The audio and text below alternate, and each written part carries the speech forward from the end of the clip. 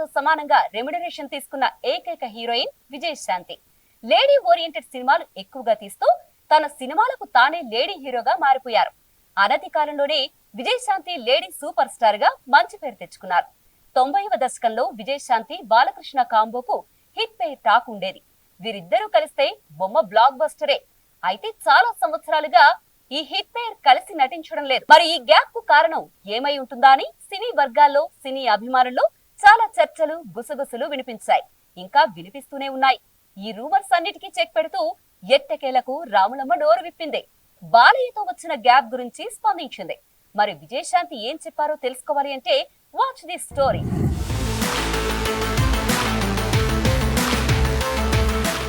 Cinema ఇండస్ట్రీలో ఒక glamorous heroine star రేంజ్కు ఎదగడం అంటే అదంతా చిన్న విషయమేమీ కాదు. తన దీక్ష, శ్రమతో ఆ స్టార్డమ్ అందుకుని స్టార్ హీరోయిన్గా ఎదిగారు విజయశాంతి. ఆ తర్వాత లేడీ ఓరియంటెడ్ సినిమాలతో తనకంటూ ప్రత్యేక గుర్తింపు తెచ్చుకున్నారు. హీరోలతో సమానమైన పారితోషికం అందుకుని లేడీ సూపర్ స్టార్గా తెలుగు సినీ ఇండస్ట్రీలో ఎదిగారు విజయశాంతి.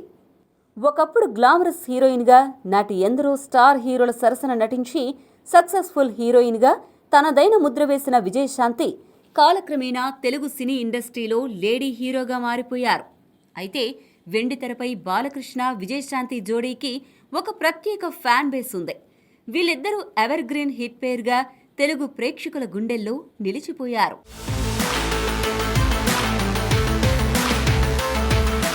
బాలకృష్ణ, విజయశాంతిల జోడీ చాలా సంవత్సరాలుగా ఒకే తెరపై కనుమరుగైపోయింది.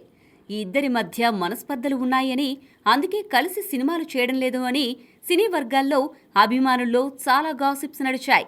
ఇప్పుడు వాటన్నిటికీ ఫుల్ స్టాప్ పెడుతూ అసలు కారణాన్ని రాములమ్మే ఎట్టకేలకు చెప్పేసింది. యాక్షన్ సినిమాలు, పవర్ఫుల్ రోల్స్ కారణంగా తన ఇమేజ్ పూర్తిగా మారిందని, తన రెమ్యునరేషన్ కూడా పెరగడంతో హీరోయిన్గా కాకుండా ఒక హీరోలా తాను మారిపోయానని, అందుకే స్టార్ హీరో పక్కన హీరోయిన్గా నటించడం కష్టమైందని విజయశాంతి చెప్పారు. ఇక రాజకీయాల్లోకి రావడానికి కూడా బలమైన కారణాలున్నాయని, రజాకారుల కాలంలో తమ కుటుంబం ఎదుర్కొన్న కష్టాలు తనలో సామాజిక సేవపై ఆలోచన కలిగించాయని, ప్రజలకు తాను ఉపయోగపడాలి, కష్టాల్లో ఉన్నవారిని ఆదుకోవాలి అనేదే తన లక్ష్యమని కూడా రాములమ్మ చెప్పారు.